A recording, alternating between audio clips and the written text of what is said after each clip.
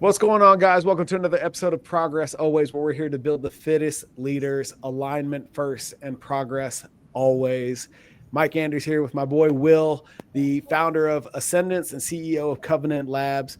He's championing holistic approach to emerging technology, and with his latest venture, Covenant Labs, Will is building the foundational infrastructure for encrypted sovereign AI, enabling individuals and organizations to actually own their AI models. First and foremost, man, shout out to Nico Rapkalis and AI Surfer for putting us in the same room. That's where I was introduced to you, your essence, and your mission. And I have so many questions as a layman in AI. And right before we got on, I confirmed what I took from you energetically is that your mission in AI is deeply infused with the work that you've done on self. So I want to touch on all that stuff, but before we go there, man, I really appreciate you taking the time. Yeah, likewise, man. Appreciate you having me, and definitely shout out to Nico. He is the connector of connectors for sure.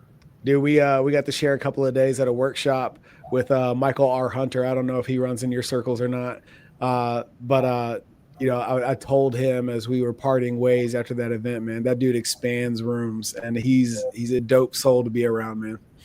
Absolutely. He is a brother for sure. How'd you guys connect? We met at an event, surprise. We met at another event, but we just hit it off because I think, you find those people in those rooms where the conversation goes a few layers deeper than in every other conversation. And so there's always, one or two of those where it's like, okay, we can have a real conversation here. And it was like that with us right away. So we just, Have you leveraged his Vision Espresso process at all? I have done a Vision Espresso. I've done a couple of Vision Espressos. It's a powerful process for sure. And we're collaborating on a few things on the back end. We've been talking on and off about his AI stuff. He's got some really cool things in the pipeline. So, but his Vision Espresso process is powerful for centering you on that, that vision of the future that you're moving towards. So. Yeah, if you have no idea what we're talking about, go back to Nico's episode that he did on Progress Always, where we unpacked my Vision Espresso for the first time live in that conversation. And you'll see exactly what we're talking about. A massive experience. And, he is pioneering personal growth in this age on a whole nother level, man. So it's just really cool to be in this container with you guys as you are just pioneering how we look at AI. Because there's like two ends of the spectrum that I experience. It's like the doom and gloom. It's going to replace everything, run for your lives. And then it's like, this is the greatest thing since sliced bread. And it's going to bring creativity back to the fold for humanity. I feel like you're on this end of the spectrum over here with creation and innovation. But I want to double back real quick because of this infusion of your personal growth and development journey. Where did you have your first introduction to work on self as opposed to the externalizing that most of society does? Yeah, I mean, it's been a lifelong process, of course, as it is for everyone. But I guess probably in my early 20s would be when maybe even my late teens, when I went through a bout of severe depression and anxiety. And, before that, I didn't really have any, what you would call awareness of self, right? I wasn't aware. We learn in meditation and things of this nature, right? Like, you are not your thoughts. You are not this voice in your head. And as a teenager, before that time, I didn't understand that, right? And it was through a dark time around 18, 19, when I came through that. And on the other end of it, I found prayer, I found meditation, I found yoga, I found a few different practices that really started to kick me off on a journey of the thing that I thought I was isn't actually me. And there's a whole nother world of growth that's possible that I really just couldn't see before that time. Mm-hmm. And of all those practices, I'm assuming that you have an integrated practice of your own where you've taken all of those things and you manage them on a pretty consistent basis. What is the highest leverage tool that you've accumulated over that time? I mean, I think where I'm at now in life, what I've learned is that the Holy Spirit is really the biggest superpower that I can tap into for me personally. And there's many practices that have been extremely beneficial to me. I'm a yoga teacher. Yoga was a big part of my journey. Meditation, all of these things that really force you again to become more aware of yourself, so that you can actually have the perspective to work on yourself. Because you can't really work on yourself seriously if you're overly identified with your thoughts or your ego self, right? There's been other things. There's been psychedelics. There's been many different practices and modalities that have helped me on my journey. But where I'm at right now, if I were to choose one thing alone in the desert, I'm gonna pray. I'm gonna go to the Holy Spirit. So yeah. Did you find Christ? I'm assuming. Yep. yeah. Did you find? I find the journey fascinating. In that, did you find Christ on the back end of everything else, and that was the truth, quote unquote, that you fell to, or was that something that you validated through these other experiences?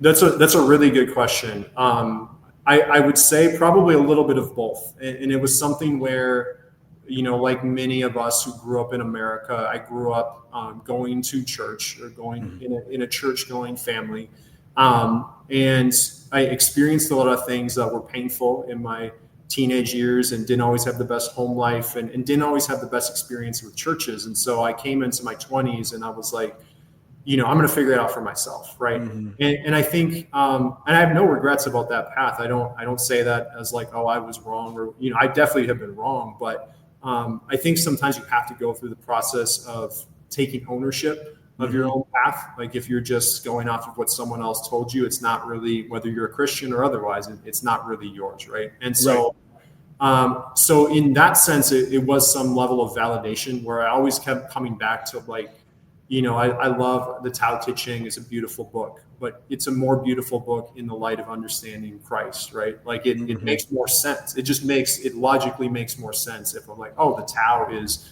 speaking about what Christ is, right? Or, so there was some level of validation where it was like everything makes more sense. My reality is more ordered and structured when I have Christ in it versus when I don't. And when I haven't had Christ in it, it's lended itself to more chaos. And then there is kind of that foundational falling of like you strip yourself away of everything else, and then it's like what's left, right? And I haven't found, and I'm always open to being proven wrong. I'm not saying this because you just have to believe it and just trust me, bro. It's like I have not found another cornerstone to stand on that is greater than Christ, and I think I haven't found anyone who's been able to give me another cornerstone of reality to base your faith or your life on that's been greater than Christ. And so I rock with Christ. I dig it, man. I dig it. So in your personal journey, where did your affinity for tech fall in? Like, is your path like I came up in the YouTube generation and like the internet has always been a part of my universe, or are you like me where it showed up one day and it's like, well, okay, I've had to embrace every evolution as opposed to like, oh yeah, that's the way it's always been. Yeah. I would say probably a little bit more of the former for me.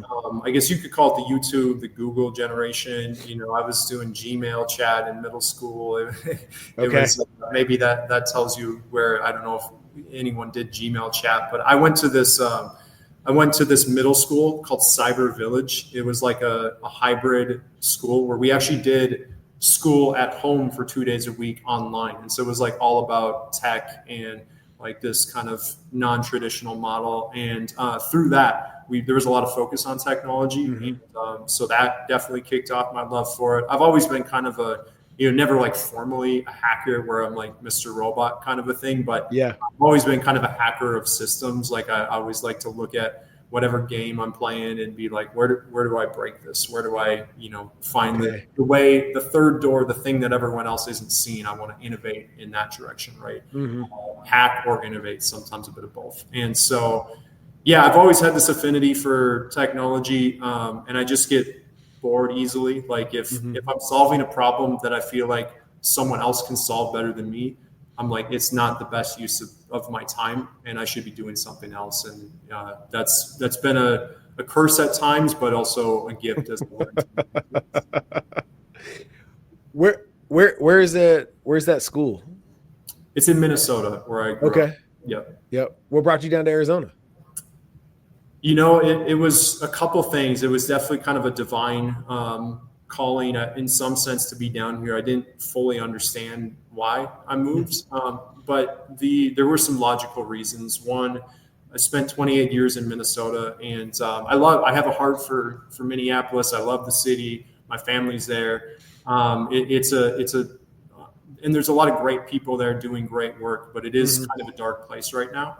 And it's also a slow, like spiritually dark. And it's also a very slow moving place if you're an emerging tech, unless you're trying to be in, big pharma or med tech. So Yeah. for what I was doing, it wasn't the best environment, not because there weren't good people, but it just wasn't the best environment for being in a fast moving kind of entrepreneurial space. And, Arizona felt like it was, I knew people moving here from all over the world. There's a lot of young, entrepreneurial, innovative people that are flocking here. It's very open. It's, things move a lot fast. Business moves faster. And so it felt like a big space with a lot of opportunity. But it also wasn't as defined as, say, a New York or a Miami or an LA, where it's like you're going to get lost in the sea because the culture's kind of already got its gatekeepers and everything. So Right. That's so interesting because I stayed out. The Marine Corps brought me out here in 2008. Brought me out to Arizona. I was stationed in Yuma, and I moved up here in 2012. And I'm from back east. I'm from Maryland, where tobacco country and the military industrial complex collide. And dude, I had no interest in getting back to the East Coast hustle. Where like this conversation right here, right now, this is late for me now, and to do business, anything entrepreneurial involves like late nights, candlelight, dark places, the beltway traffic is a whole nother deal. And like you said, it's established and the gatekeepers are there, and that's that. And I would come up, I'm vibing with you so much on why I stayed here. Because I just felt the energy of opportunity here was alive and still is almost 15 years later. So I totally feel you on that compared to everywhere else I've ever been.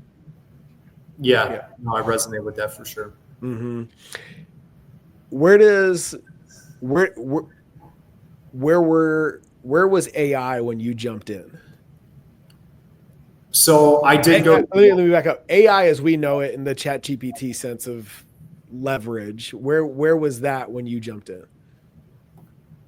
So to take a step back, I started my career we called it machine learning. I mean, it was AI, but it was machine learning. Like there was no AI jobs. There was maybe in Google DeepMind or a few places, but give me a working example of machine learning for those who don't know. You. So when I was 2018, I graduated. I got a degree in data analytics, and I worked in machine learning at the third biggest company in the country. Not very long. I was too entrepreneurial to sit in the cubicle forever, but I did my stint there and learned a lot. And so machine learning is it's essentially the same thing. It's just speaking to specifically like developing the black box algorithms that, now everyone just understands what chat apps are, but AI is not just a chat application. AI is a data transformation tool. And so you can build AI or machine learning models that do lots of different things besides just give you text outputs, right? I was on a project in 2018 where we were using neural nets, which is a type of AI, to detect database intrusions. So it was kind of a cybersecurity use case. So we were like predicting database intrusions. We built a model that would tell us, hey, I predict that this, I'm flagging this like person who's interacting with this database because of all whatever factors are in its model, and it's flagging it. And it was interesting because it was like kind of magical to an extent, because we didn't know, and this is true with AI, like you don't fully know how the model is making its decisions. You understand like some of the math, you can see the math, but you train it and then it gives you things, and you only know like why it made that decision in retrospect. And so that really opened my mind to like how powerful this technology was going to become, when you can literally predict things that it would be impossible for a human to see. Mm-hmm. And then obviously, 4 years later, 5 years later, we had the ChatGPT moment, and everyone started using it for real. So, Damn. And is the ChatGPT thing, like you saw that coming, or is like I see the wave, I just don't know what it's going to look like? yeah, I saw it coming at some point. I didn't know when. I didn't know exactly what it was going to look like, but I saw it coming at some point. And so my thing was always to just kind of position myself for. I didn't know exactly what my path was going to be or what I was supposed to be doing with my life at 22, but I was like, it's my 20s. I should spend this time building relationships and skills and trying a bunch of different things, so that whenever I find that thing, this is like, this is my life's work, I'm well positioned to do it, versus like, oh, I've just been in corporate for 10 years. And, no offense to anyone who's in corporate, but Mm-hmm. for what I was trying to do, it was like I needed to put myself in a position to take advantage of it when I found it. So, Yeah, it's very Think and Grow Rich. How yeah. you decided to leverage your 20s. I got Yeah. time on my side. I got energy on my side. Let me just be curious in my endeavors and see what shows up. Is that accurate at all? It's very accurate. Yeah. Yeah.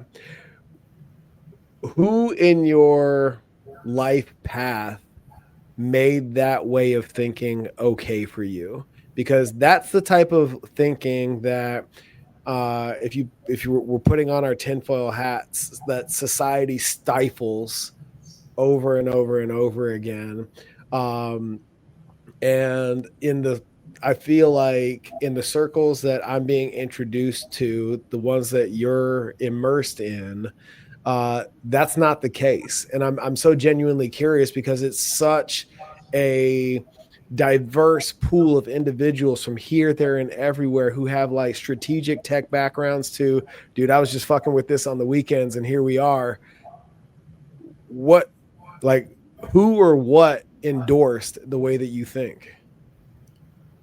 So I would say the first person that opened my mind to the non-traditional, 40-year career and then you retire and die model of life, that, my parents' generation lived as the majority of what was normal. Mm-hmm. The first person that kind of expanded my mind beyond that was Tim Ferriss, 4 Hour Work Week. And Yep. I got into his podcast while I was in college working in IT, to kind of make my way through college. I found a good IT job, and I would sit and I would have a lot of time. So I would just sit and listen to podcasts while I was doing kind of mindless stuff. And it was him and a lot of his guests, and then Tony Robbins as well. Mm-hmm. I spent probably 6 months or so just pouring through a lot of the audio books, reading books, listening to podcasts, and then woke up and was like, okay, the path that I thought was my path doesn't have to be my path, and there's so much more that's possible out there. Mm-hmm. You mentioned at the beginning this word that I absolutely love. It's one of our core values: ownership. Right? This path that I thought was my own isn't really, not because it's wrong, but because I don't own it. I Yeah. didn't consciously decide to continue to walk this path. I just continued on the momentum that was built behind me, and took life as it comes. Where's the ownership piece come from you? Where did you decide that you were going to do something different and take the path that you're on? Yeah, I decided at 20, I was 22 at the time. And um, I just decided that at a certain point, it would be more painful to not take my own path and figure it out than to like keep going down this path that I knew wasn't what my soul wanted to do, wasn't lighting me up, wasn't really the best use of my time, energy, my talents. And so, but it's been a progressive journey too. So there was that moment when I took the entrepreneurial journey. I decided to take the path of an entrepreneur and build my own path from a work capacity. But I was definitely still a victim in many ways. I was definitely still, putting.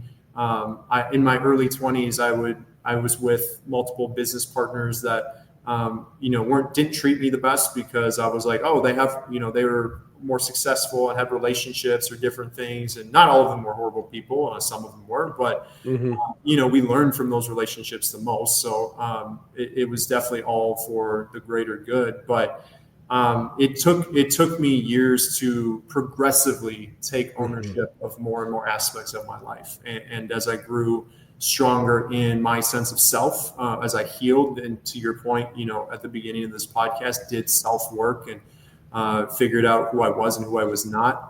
And then as I stepped back more into my faith and having a grounding and a sense of service and purpose that lives outside of my, my small self, that allowed me to continue taking more and more ownership over every aspect of my life. And I'm still learning and being revealed different areas where I can take increased levels of ownership and responsibility. And I think anyone who rises in power and responsibility, you're never done. Like you're always going to be required of more if you're going to continue to grow and wield more power and responsibility. So yeah.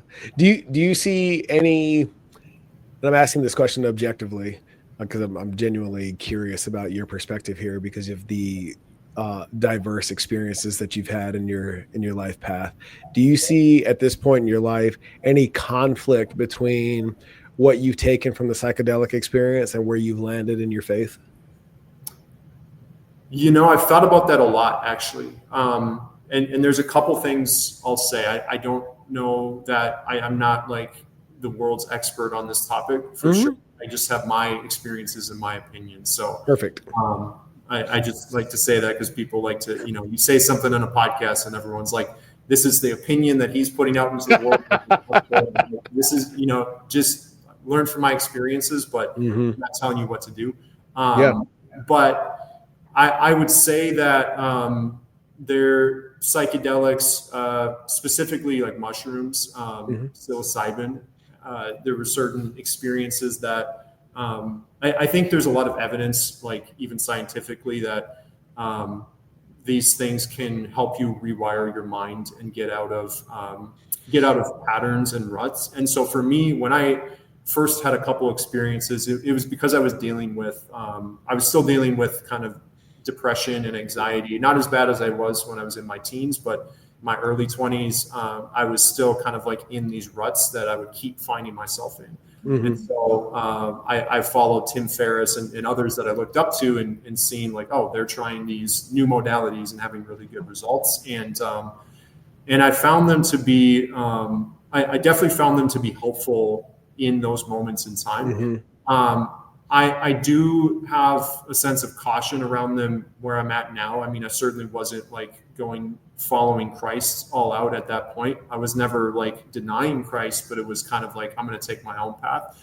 Where I'm at now is, I think there's probably some benefit to certain psychedelic substances, especially like microdosing in capacity where you're using them to kind of like help your mind, your neurons grow new connections. I think there's some power there. That's really cool. I would be most careful about giving yourself over to something that you don't fully understand. And so that may include all psychedelics. It may not. My jury is still out on exactly what that looks like. For me, I've kind of backed off them a little bit.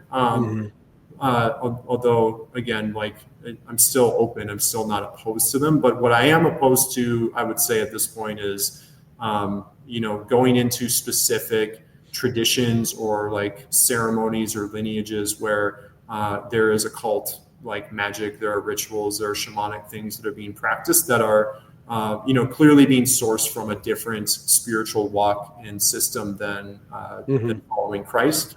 I think that's where you have to find yourself like really questioning and being intentional about what spaces you're exposing yourself to, because there's people that have gone to ayahuasca ceremonies and stuff and like literally had bad shamans like put curses on them and stuff like that. And it's like, it's not a game. Like the spiritual world is not a game. And so I think I'm not saying never use psychedelics. I'm not telling you one way or another, but I would say, be very intentional with the things that you're surrendering yourself to. If you're not surrendering yourself to Christ, you're surrendering yourself to someone else or something else.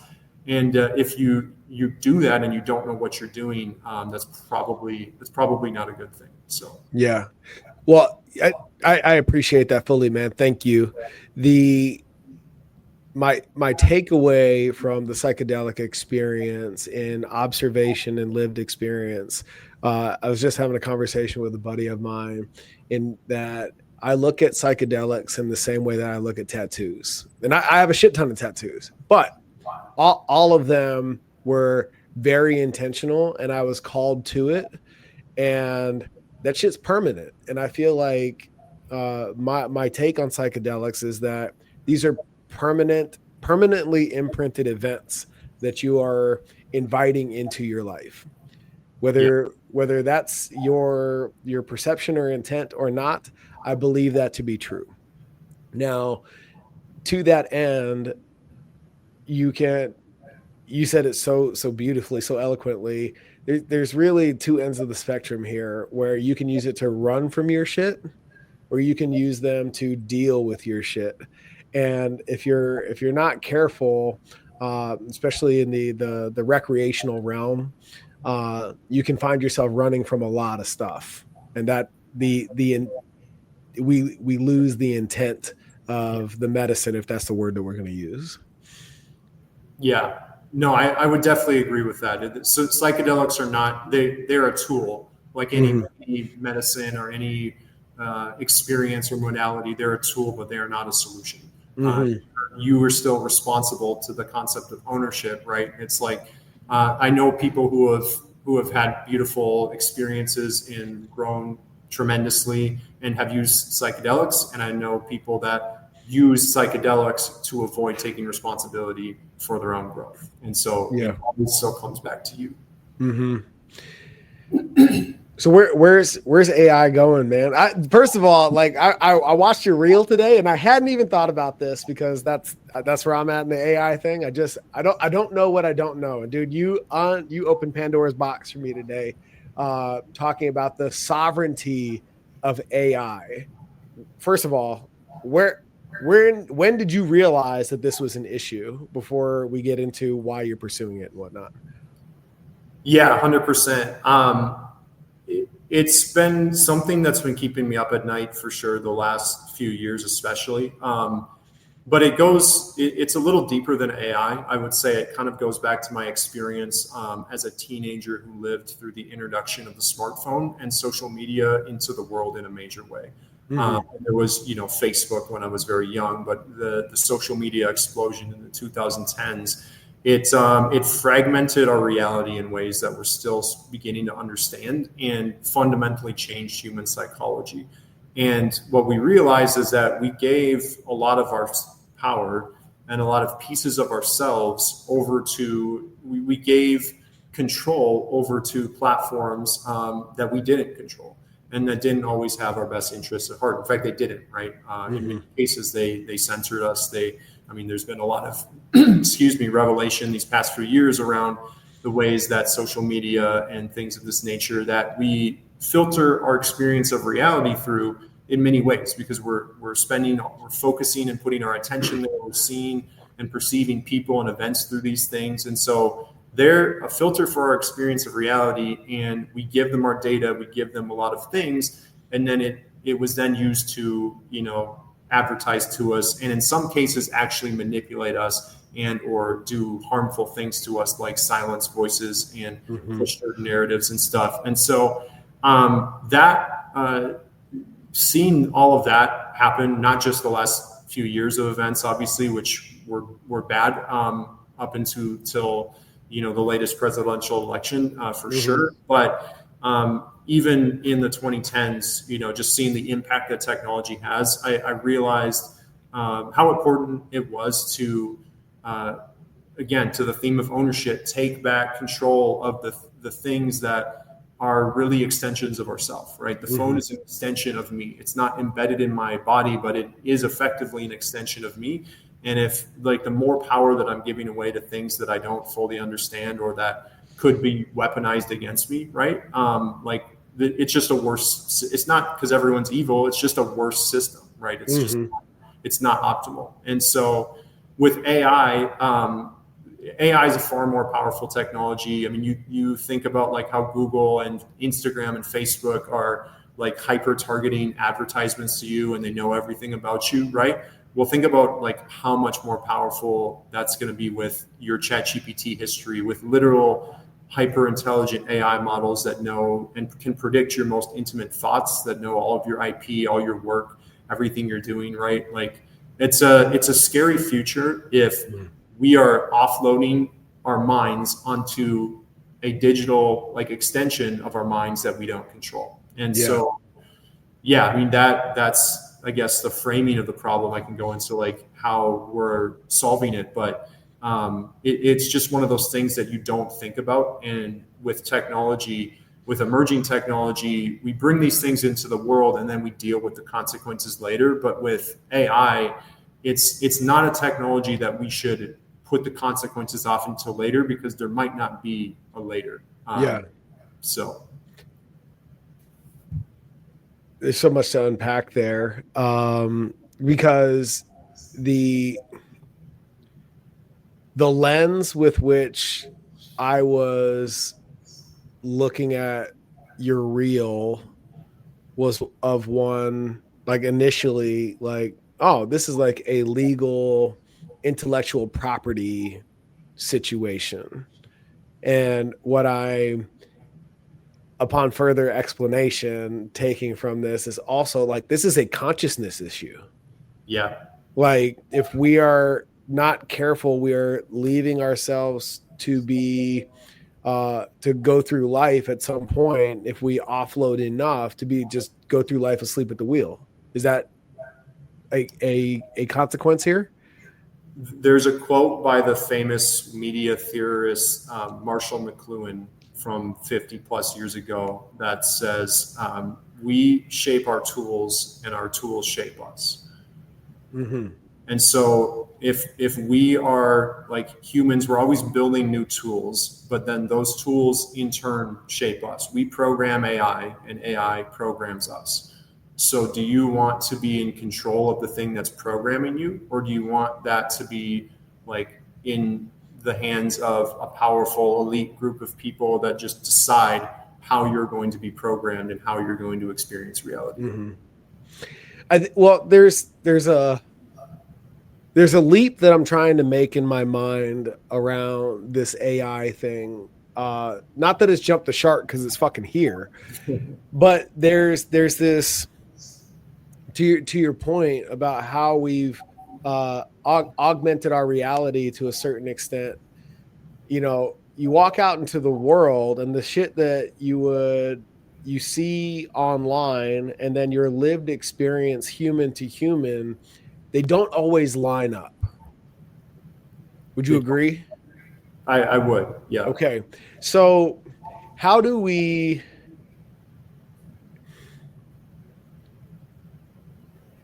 not lose sight of that? Yeah, I mean, it's an impossible problem to hold in one person's mind and completely solve. It's something where it has to be a decentralized collective intelligence.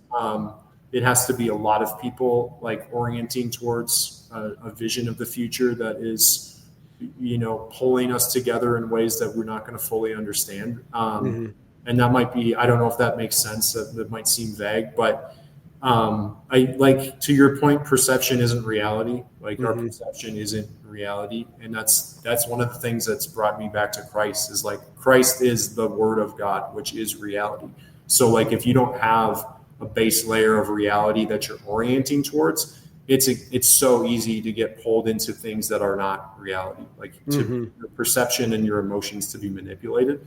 And so that's kind of why, like my thesis, my theory is, for AI to go well, it's not about like us engineering the perfect solution or like the perfect. I mean, I think we can do better with privacy and stuff, which obviously like that's what I'm doing. But Yeah. I think there's a lot of ways we could do better, but it's also going to be one of those things where like our technology is going to be a reflection of us as the creators. And so to the extent that we do the inner work and to the extent that we're orienting towards the highest that is possible for us, we're going to produce AI systems that are ascending, that are like Mm-hmm. bringing more art, more beauty, more human potential into the world, versus if AI is just an extension of like the old, cutthroat social, political, legal systems, economic systems, right? It's going to be reflective of that, and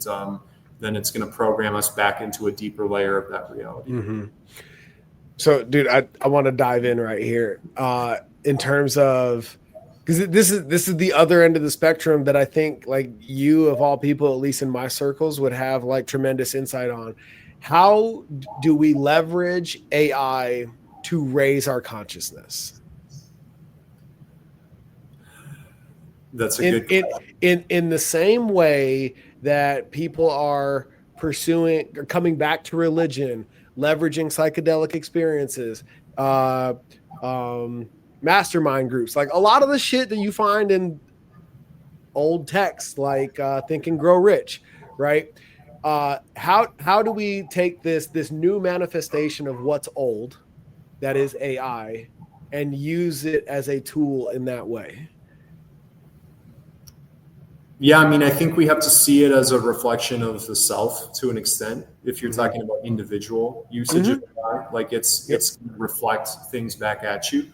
But then there's kind of like this imperfect observer problem. It's kind of the same thing that we get to with like meditation, when you realize, oh, like those thoughts that I had, like those weren't real, like those weren't me, those weren't reality, right? Mm-hmm. And there's going to be a lot of that with AI too, where it's like, I mean, even if you play enough with ChatGPT, like it hypes you up. It's going to like optimize for making you feel good, right? And Mm-hmm. sometimes you have to tell it like, no, tell me the truth, or sometimes it is just going to hallucinate, right? And so I think the way that we use it, it still comes back to, I mean, I think we can use it to free ourselves from a lot of tasks that humans were doing that were machine tasks, like Mm-hmm. tasks where we were putting ourselves into the role of like a cog in a machine. And if we can free ourselves up from a lot of these low level tasks that just aren't really doing anything for our souls, our spirits, for raising consciousness, or however you want to Mm-hmm. understand it, that gives us more time and more freedom to pursue higher order things, to kind of have a new renaissance of like, okay, well, if we're not working 120 hours a week putting data into spreadsheets, right? Like, what does it mean to be human anymore? If like I don't have to do that. And that's where I think the growth really Mm-hmm. happens. And then you can use AI as a tool to learn and grow and like give you access to information and all of these things. But I think it's more like what AI frees us to do versus what AI, Yeah. it's not going to be like some magical insight. It's going to Mm-hmm. be more the freedom to really step out of the old world and system. Yeah. If that makes sense. Yeah. I had Kirk Artman. Do you know him? He's the I refer to him as the AI DJ. I had him on the podcast a couple of weeks ago. And he came from music into skydiving into AI innovation in what he's doing. And I met him at the same event that I met you at. And he was, his take on this whole thing is much to the point that you just made, if I don't have to do all that stuff, how much time and energy, bandwidth, and capacity do I have to, at the very least, entertain the things that I truly desire? And he had this really interesting take on the reallocation of wealth and capital, not so much from a monetary standpoint, but from a frequency standpoint. If we reshuffle the deck and everybody that would have otherwise just simply gone to college, got a degree they don't give a shit about, or somehow, some way found their way to a trade, if they were able to, because of this higher level of freedom, were able to find their way to their passion and highest utility sooner, how much better do we become? And then we can leverage the this AI movement alongside that. That's a really interesting idea to me. Yeah, it's pretty in line, yeah, with what we were just talking about. I would say, like the freedom aspect of it is big, right? Like if you're not spending, if you can increase your feedback loop gets faster, right? So like you see this in business, like for building AI businesses, like I built some different applications and things, or work with a number of clients who are building applications and help them kind of get their models out there. And over the last 5-6 years, and the feedback loops keep getting like faster. What used to take like 6 months is now like a week, right? Or like you can spin up an application and go like get feedback, get validation, see if your business is going to stick in like a very short amount of time, where it used to take years. And it's still like with some of the bigger corporations I've worked with, there's kind of this dissonance between like this corporate model is like a 5-year plan, but it's like my startup, it's like we're changing week to week. Like we're like the thing that would have taken a team of engineers at a large company 6 months is now like a 2-week sprint, because we can just move so much faster. And so you're almost like the limitation is really the old ways of doing things. Whether that's like the education system or all these systems we're talking about. Not that they're all like evil, but they just need to evolve to make room for what's possible now with this technology. What do you think prevents people from exploring what's possible? I think part of it is fear. Part of it is definitely like just the fear of the unknown, or the fear of trying and putting themselves out there, like the fear of failure. That's always a big one. Part of it is just lack of knowledge, lack of really fully grasping the power that's at their fingertips. And part of it is self-imposed limitations. You can go in any direction, but if you're like, for example, you can start a business, but you may have an internal limitation or block or pattern from your childhood that says like, rich people are evil. And so you block yourself from succeeding. And so a lot of it, that is another way that I think AI speeds up self-growth, is that because the feedback is so much faster in whatever you're building, you're either going to like deceive yourself and stay stuck faster,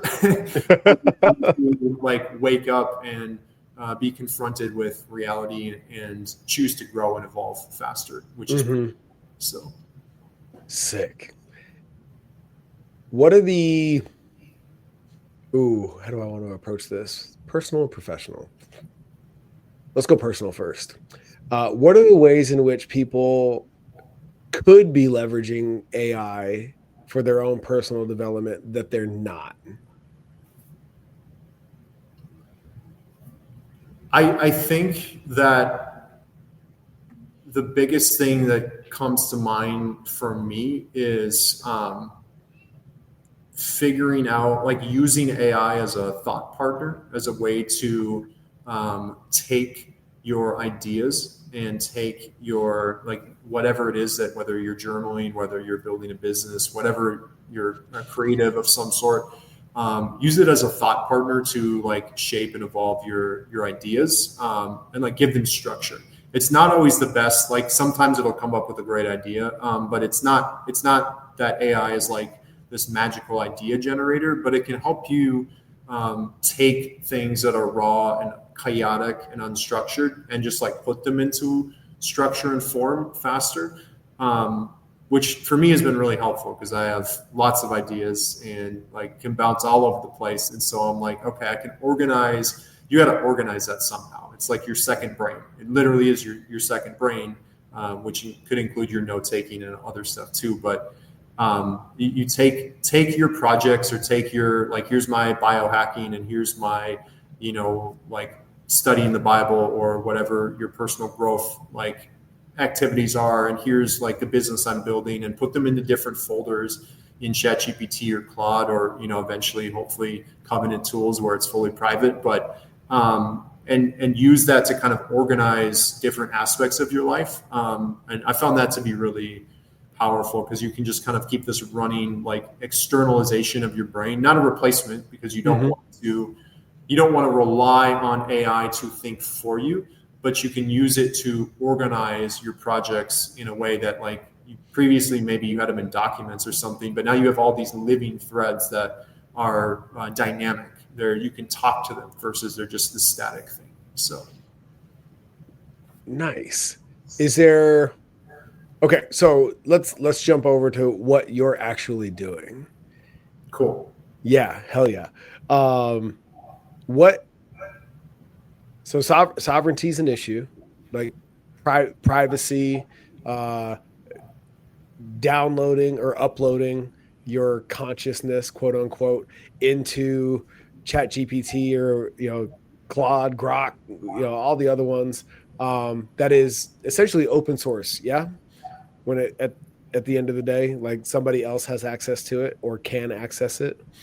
So open source is open source refers to, like, is the code open or not? Okay. So, like, can I go, if software is open source, it means that I can go take that code and I can see it, I can read it. Okay. The ironic thing that everyone's pointed out these past few years with open AI, Elon likes to play on this, is that it's not actually open. And to their credit, they have released a few open source models recently, but most of these large AI studios, their AI is not open, meaning like you can't take the weights, you can't take the code, you got to go through their systems, right? It's a walled like garden, a closed ecosystem. And so the issue becomes that, like, for an individual, it's, do you want to own your mind, right? If your mind is now, if AI is an extension of your mind, then if I don't own that infrastructure, if I'm putting all my most intimate thoughts, my business ideas, I have AI agents that are running my social medias or like doing really powerful things for me. If I don't own that, then it's kind of like, that could be shut off at any point, or that company could say like, oh, I don't like this person, or they could change, the back end, they could change the narrative around some piece of information in there. You might not even know. You're just giving it a lot of, it's like if you had a chip in your brain that was like telling you stuff, and then you had a company that could just change the things that, it's like Wikipedia, they could just edit it and like your reality is now shifted. That's kind of a scary thing. And then there's also like the reality that these companies get hacked, data gets out there. Like, you don't want, if someone could go into your house and steal all your journals, your hard drives, and like everything that you've been working on for the past 10 years, you probably wouldn't feel very good about that, right? Right.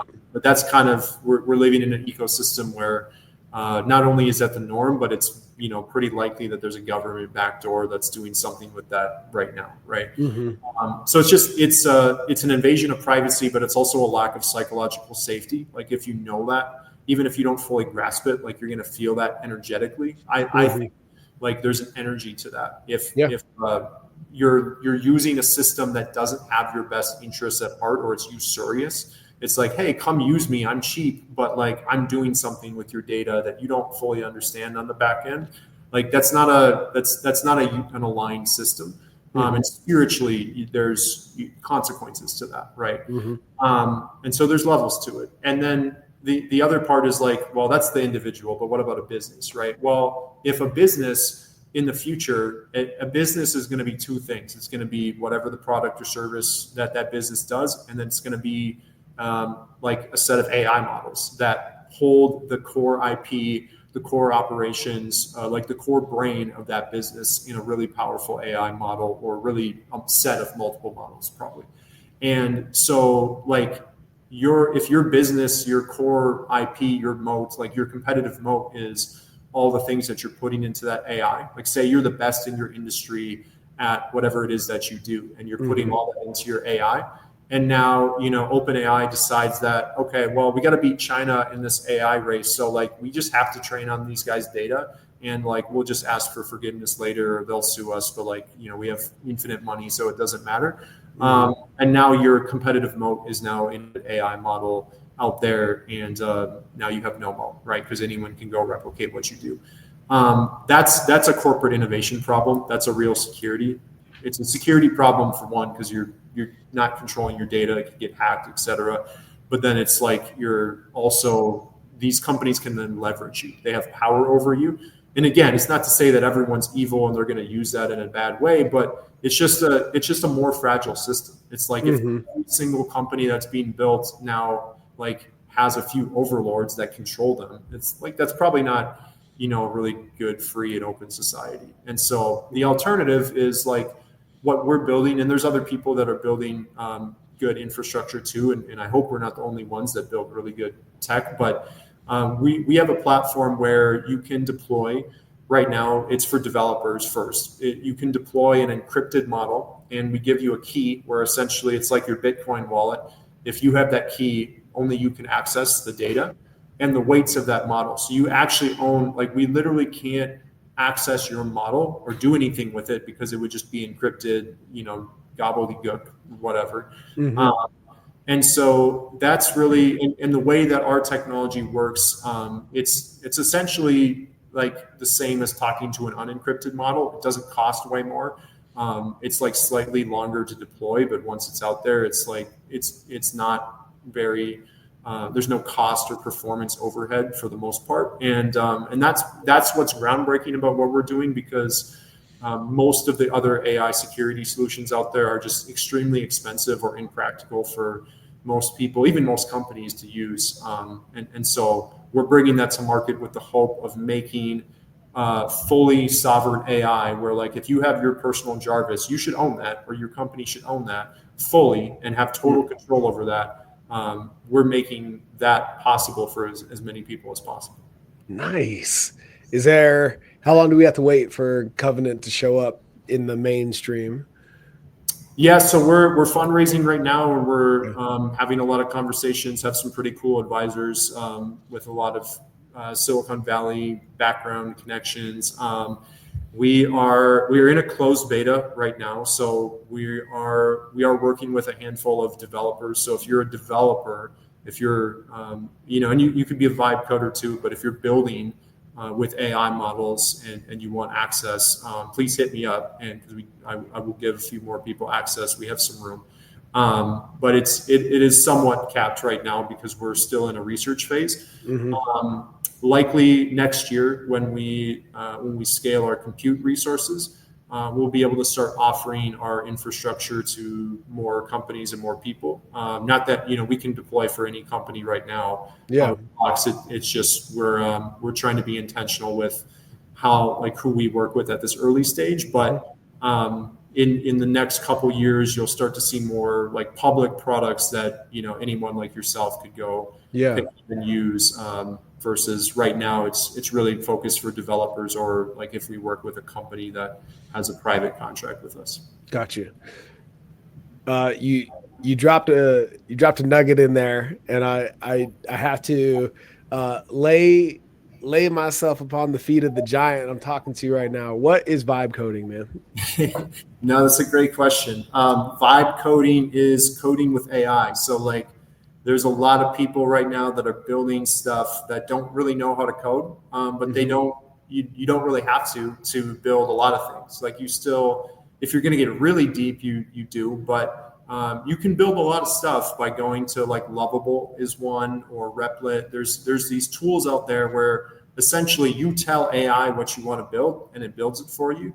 And that's like vibe coding, because it's like you don't have to learn everything. You just go talk to AI, it codes, it's vibes, it's fun. So yeah, Oh, that's cool.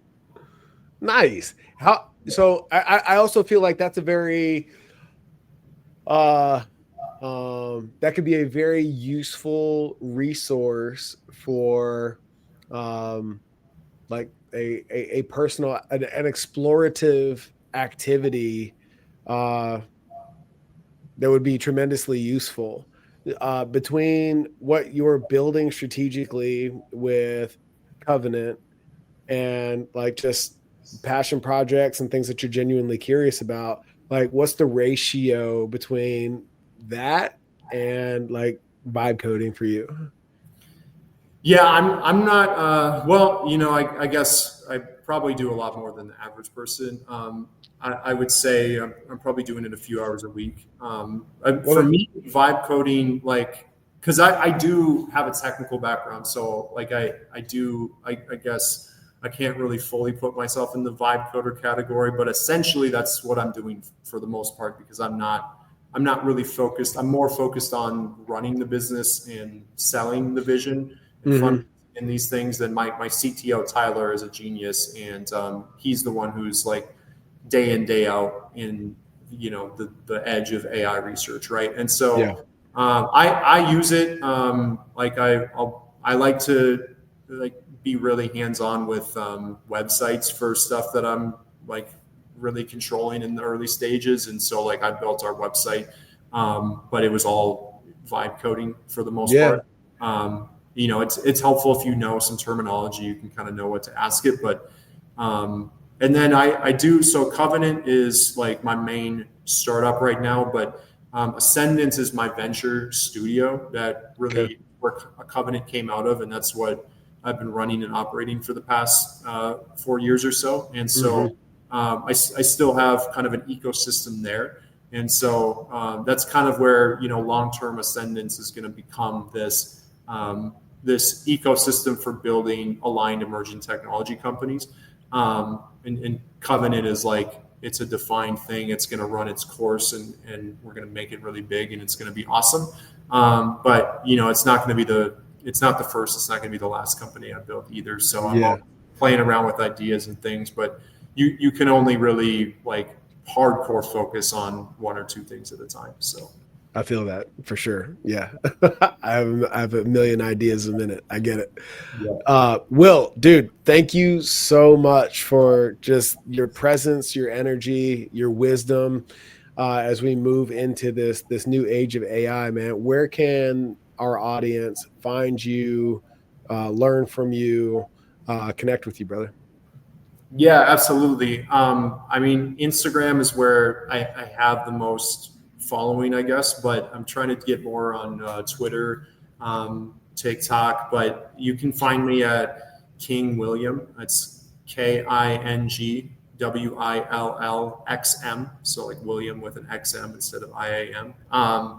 And yeah, I have a Substack. I post thoughts and articles when I feel like it. Starting to post more consistently, content as well. Right now, I'm kind of in a sprint right now to ramp up the personal brand. So yeah, I would love to chat. Would love to see anyone who's interested in talking more about this stuff on social. Shoot me a DM, and happy to talk. That's what's up, man. I appreciate you, brother. For everybody out there, go follow Will. Check out what he's got going on.